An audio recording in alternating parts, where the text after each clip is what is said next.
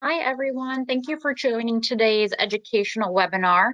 I'm going to go ahead and throw it over to David in a few minutes, but just wanted to let you know that we're going to get started here. And if you have any comments or questions during the presentation, please put them in the chat box or utilize the question box. We'll get to them after the presentation once David gets through his slide deck. So without further ado, from SPARXiQ, we have David, and he's going to be talking about our key pricing improvement opportunities for 2022. So David, whenever you're ready, you can go ahead and take it away. Thank you. It's great to be here with the Epicor user group. SPARXiQ has been partnered with Epicor now for almost 14 years in helping Epicor customers to make more money through better pricing practices. So before we get into the presentation, we just want to note that the job of every distributor, every manufacturer, every industrial company is to take in more resources than they consume. And that requires their sales teams to be able to make sure that they get paid for the value that they bring to their customer. So while it's relatively straightforward to have the mindset that salespeople create value for customers, they also have to be mindful of the need to capture value from the customer, whether it's a distributor or through a direct business. We have to get paid for the value that we bring to our customers. And in this case, the story gets a little bit more complicated when we start to understand the complexity of the business. So if you think about some companies that SPARXiQ works with, one of the examples that was written up in the Wall Street Journal was a large industrial company, Parker Hannifin. This goes back as long as the Epicor relationship. Parker's CEO, Don Washkowitz, determined that one of the keys to their ability to maximize profitability was they had to get away from cost plus. They had to become a more data-driven pricing organization, and they needed to be able to get not just their own pricing, but also their channel partners' pricing in line. And so Parker developed a core strategic pricing initiative supported by SPARXiQ that was able to increase profitability by over $200 million per year, which was over 200 basis points even early in their project, and have generated billions of dollars of impact since then. Equally interestingly, each of Parker's 90 different manufacturing businesses, many of them as small as $50 million, $40 million, was able to implement this type of program. So in all, there were over 90 different manufacturing businesses that went through this strategic pricing initiative, and each of them generated between 2 and 5% in terms of 200 and 500 basis points impact to the bottom line. And that's really how Parker was able to transform their profitability and to make sure that across the thousands and thousands of products and thousands of customers that they were selling to, that each and every time they're getting paid the right price from their customers. So a lot of companies don't understand the math of pricing, and you might think that if you get a 50% margin on something compared to a 40, it sounds like it'd be a 25% improvement. And it sort of is until you start understanding the operating income side of the equation.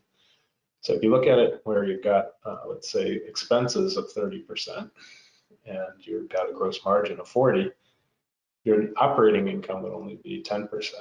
But if you can get an extra 10% in that transaction, you would actually have double the profitability. And unfortunately, salespeople, because they think in terms of the top line ratio, they don't understand the impact on the bottom line ratio. So there's a lot of money to be made, much more than the sales team understands when they often give out discounts in 5, 10, 15, 20% increments, how they're affecting the profitability of their company. We all know that in industrial markets, the complexity of who we sell to, how we go to market, how the competitive landscape varies, the sheer variety of products that customers buy, the diversity of SKUs and part numbers that we have in the marketplace, all the different types of customers that we sell to have different levels of price sensitivity, different levels of buying process, different types of buying processes, and all of our channel partners. This all adds up to a huge amount of complexity. With all of that complexity, that creates a lot of challenge to a typical pricing organization to get their pricing in order, and it also creates a major opportunity for companies who can start to master this complexity to make significant increases in profitability. So as you think about the pricing opportunity, every manufacturer will have its own different pathways to their customers.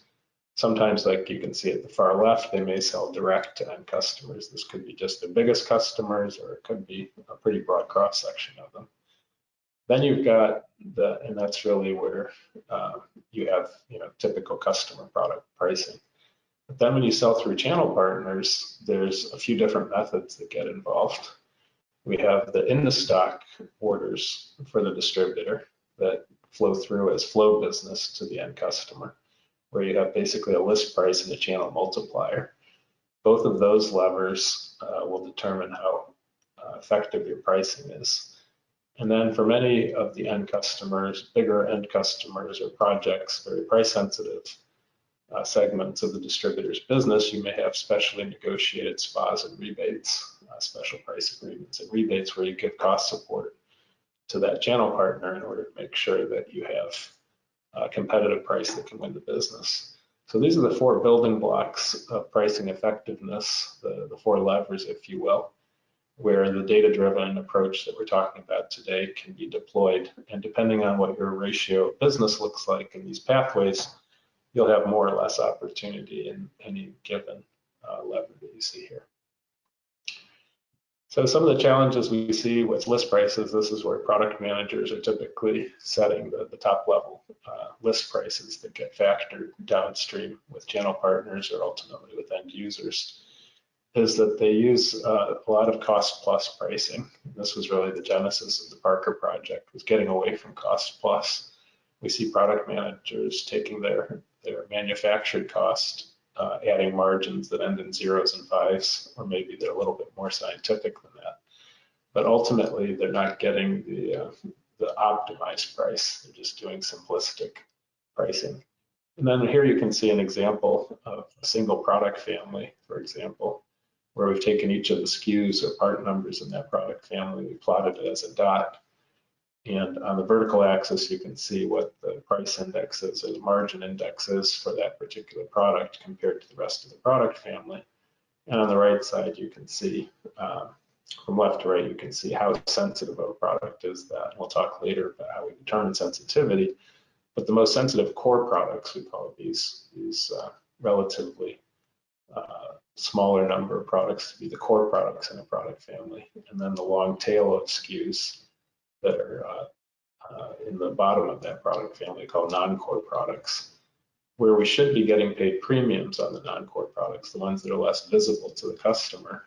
We're not consistently getting paid more. In fact, we're as likely to get paid less on those products as we are to get paid more. So that leakage at the list price level gets compounded as you look downstream through your channel multipliers. They all get factored towards against these list prices. And that creates leakage that could be brought back to your shareholders.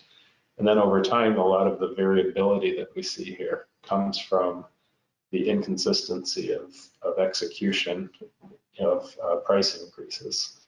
So as some products get excluded or enter the cycle late in the product portfolio, they may end up with fewer price increases. And so over time, you start to get this dispersion, and particularly today with the inflationary environment that we're in, this dispersion problem has become even greater. One of the keys to starting to fix this is to actually build out a relationship where we start to specify, when we work with product managers, what should those relationships look like. And the less sensitive a product is, the more premium there should be. And you can imagine for one product family, it might have this type of a slope. For another product family, it might have a greater slope or a lesser slope. But we employ statistical analysis of transaction data to really understand how sensitive are these products in the marketplace and what is the appropriate relationship between coreness and the price level that we built into list prices. We've all heard about the importance of competitive alignment and doing value-based pricing, but it's extremely important to understand who are the key competitors for each of your products and what does their base price look like. And then how should we factor our prices up or down based on product attributes or features that create distinctive value compared to the competitor. So a lot of companies haven't done good value mapping to understand what is the customer value of differences between them and their competitors to be able to differentiate their prices based on value. And then as we talked about in the last couple of slides, we also would like to be able to extract premiums when we have a less sensitive product, irrespective of those value attributes. In order to be able to do this, we need for our product managers to maintain a form, fit, function interchange of cross-references against competitors' parts. And over time, we can start to build that cross-reference that can help us to start to make sure that not only are we extracting the premiums on less sensitive items, but we're also getting paid fairly for the value increments that we create for our customers. That second level, if you think about it, when you sell through the channel with distributors, really comes down to the discount multipliers. So a lot of times distributors will start haggling and negotiating for better discounts than the rest of the peer group. We start to see a lot of chaos in the discounts that different distributors are getting. And frankly, when we have that situation, there's a lack of any consistency between size and discount. That's for some manufacturers. It just depends on how much leverage your channel partners have with you. In other cases, it may be more monotonous where we haven't taken into account the role that our distributors play. So we can start to remediate that as we start to really build out appropriate relationships between what is the size of a particular distributor and what is the amount of channel discount that we want to provide. Or we can start to differentiate based on what the role of that distributor is. So maybe we have our platinum distributors who are performing higher value adding activities, got our gold distributors who are stocking distributors, and then we may have our more transactional fill-in distributors that we get lesser discounts to. But the important thing is to really be making sure that the channel multipliers that you put in place are consistent and differentiated according to the strategic priorities in the business. And a lot of times distributors haven't really thought through carefully enough how these layers affect their profitability. And for many manufacturers who sell into projects or large customer pricing agreements, SPAs and rebates, special pricing agreements and rebates, where you give cost support to your channel partners to be able to support very price sensitive projects or end customers, we see lots of the same problems that we saw in direct pricing, which is a lot of cost plus, where we're just adding in a target margin to what we think the cost of the product is. We see randomness around discounting, where the sales team doesn't have the disciplines, the guidance they need to be able to align pricing based on the size of the opportunity. We also see a failure to get paid appropriately on the less sensitive products on a bill of materials, or to understand the less sensitive products in an annual type of end customer pricing agreement. And lots of peanut butter renewals where people just roll over the terms year after year and just update the expiration dates. And this is probably one of the most significant leakage points, is once we've used low pricing to acquire the customer, as we build out our relationship with those customers, many sales teams fail to update their pricing to reflect the stickiness of the relationship and their ability to add value for that customer. So we see the same types of challenges. This is on the product side. We also see that on the customer side. And so we see a lot of this lack of price volume type of stratification. There's no relationship between the price support that we give for an end customer and the adoption of that product. There'll be tons of products that are on the special price agreement, and some of them aren't even getting any traction. We continue to roll that over year after year. Lots of reactive discounting, and fundamentally a failure to discriminate from one vertical end market to another. We may be selling into a very MRO intensive environment and giving OEM type of discounts. So there's a lot of these types of leakage points that creep into it. So as we start to understand how can we make money at this, we really focus on understanding what are the optimal rebate prices that need to be in a given agreement. We do a very buyer-centric assessment of each customer's purchasing habits and what are the most sensitive products that they buy, so that we can feed the appropriate pricing recommendations to the account managers, who can then start, as they renew agreements or as they quote new agreements, they can start to build those standards into how they price their rebates. We also help them to prune wasteful discounts or even get products off the agreements that aren't really sensitive, and to build share of wallet with customers by offering them incentives to be able to grow the share of wallet. Then on the customer side, we see really the importance of customer stratification, either by customer type, by customer vertical, by size of customer, and of course, ideally based on the profitability of that customer.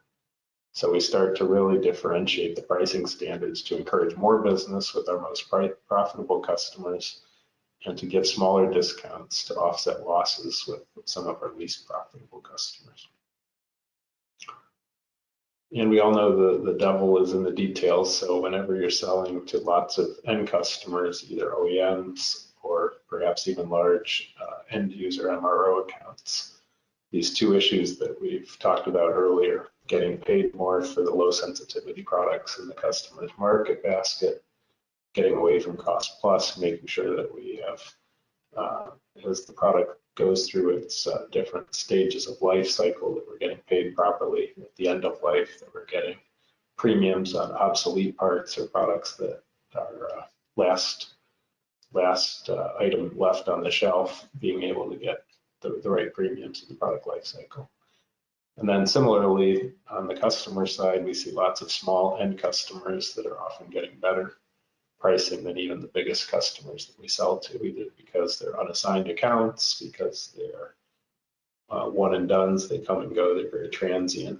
We see lots of small customers who are basically skimming discounts that they're not entitled to. So the impact of these two leakage points, the low sensitivity products being underpriced and the smaller customers being underpriced, is typically worth 2 to 4 margin points, or 200 to 400 basis points. As we start to help companies pull the transactional data out of Epicor and really understand the pricing behaviors in the business, that's when we're able to really start measuring and driving new standards into each of these different levers, whether it's the list prices, the channel multipliers, the SPAs and rebates, and it's the direct end customer parts of the business.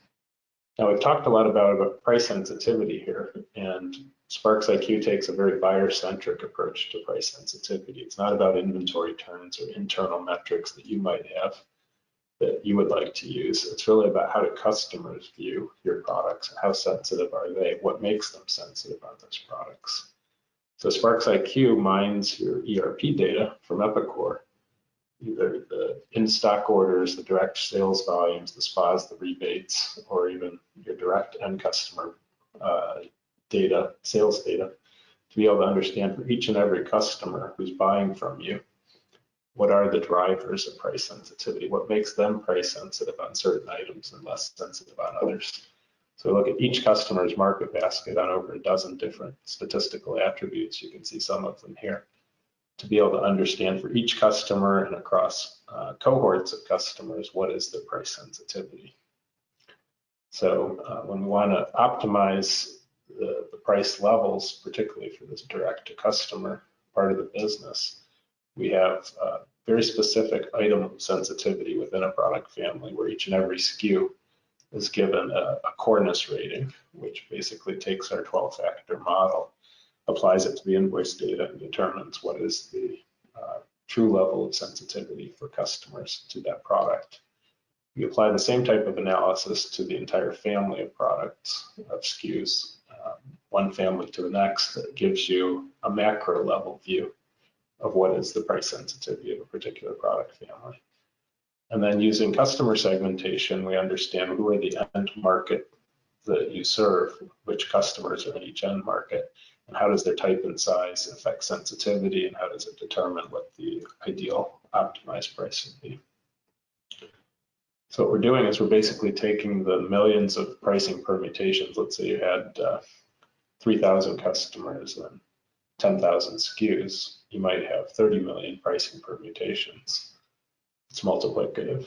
And what we're doing is we're organizing all of those permutations into 3 attributes that allow us to manage the target pricing. We have the customer segment, which would be the major vertical markets that you serve. And then we've got the customer sensitivity or size, from low or tiny to very high or huge in terms of their sensitivity. And then we've done that 12-factor product sensitivity analysis that we talked about earlier. It's the intersection of these values that determines what the optimal price is. But the good news is, within Epicor, if you type in the customer number, we're going to find the intersection here. And if you type in the SKU number within order entry, you're going to find the sensitivity here. And it's the intersection of those combined with the pricing libraries that we built that help you to optimize your pricing. So the most important dimensions in terms of driving adoption and driving impact are really making sure you get the customer attributes right. So we work very closely with our clients to make sure we've got all of the key customer attributes in their customer record so that we can understand how we want to treat that customer. We've also got all of the product attributes that I talked about earlier, those drivers of price sensitivity, the visibility of the product family, and now increasingly in a supply constrained economy, we're even looking at in-stock availability. And of course, we have to be able to then, based on customer product attributes, build system prices directly into Epicor that will help us to make sure that we get the optimized pricing. Sometimes we'll build those in as ranges, and sometimes we'll actually build floors and standards for manual pricing. So the most important thing to really understand is that depending on your pathway to your customers, you have 4 different levers that are in play. And broadly speaking, each of these levers has between 100 and 200 basis points of impact available to it. So if you have, in many cases, there'll be overlap. So you've got list prices plus standard channel multipliers, you work on this piece together. Or you'll have your indirect and your direct end customer pricing. You may decide to go after each of those together. Wherever you start your journey, you've always got the opportunity, depending on how you go to market, to tap into other value streams as well. So SPARXiQ has been doing this for a really long time. We work with over 200 manufacturing companies, literally thousands of different manufacturing and distribution businesses.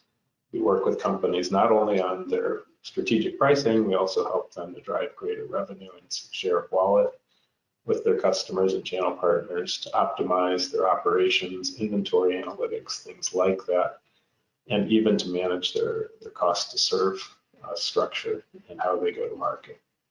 We also provide the point of sale hubs for the electrical industry, for HVAC, and an increasing number of automation and power transmission industries. So you can see some examples of the companies we work with here, but broadly speaking, we help both manufacturers and their channel partners to be more successful getting paid for the value that they bring to their customers. So with that, I'd be happy to open it up to questions. Feel free to type into the chat box any questions you may have. I'd be happy to address them. Don't say anything in yet, but we'll give it a few minutes and see if anybody comes up with anything. Sure. And while we're waiting for questions, just say that this is one of those areas right now in the economy where the ability to extract extra price in the market is fantastic. It's really a gold rush for the manufacturers who understand that now is the time to get your pricing architecture in order. We've seen an increasing velocity and magnitude of cost increases throughout the economy and all the supply side constraints. If you ever thought that you had a good pricing opportunity, now is the time to act on it. And with the Epicor integration that's become increasingly quick, typically can take only about 1 to 2 months of work to be able to get to that type of impact. I think you did a great job, and that's why we don't have any questions going on. You probably, oh, actually one just came in. What is the length of an engagement, and does it transition to self-service model? Good question. So we've got, typically it's about 2 to 4 weeks of staff time over, depending on which of those 4 levers you're working on. It could be a 1 month exercise, or it could be up to 90 days. And at any time, you of course have the option to transition to a self-service model. You can either do it one and done, or you can decide if you want to have a subscription. Many of our clients are on subscription, but we also respect and work with companies who want to be on a one and done. And if anybody wants information, who is the best person to reach out to? Do you just go to the website or give you guys a call? Yeah, we have SPARXiQ.com. Our website has plenty of good resources. There's a request for more information. You can book appointments on there or any of that type of thing. You can also reach out to me on LinkedIn, David Bowders on SPARXiQ at LinkedIn. Great. Well, thank you, everyone. It's been great to attend, and we'd be happy to have a conversation with you if this is the time to be thinking about pricing. Take care. And thank you guys so much for taking the time out of your schedule to sit in on this webinar, and special thanks to David, SPARXiQ, and I know Kristen's on here as well for putting this together for us. And the recording will be available either later today or tomorrow morning on our website. Thank you. Have a great day. Thanks.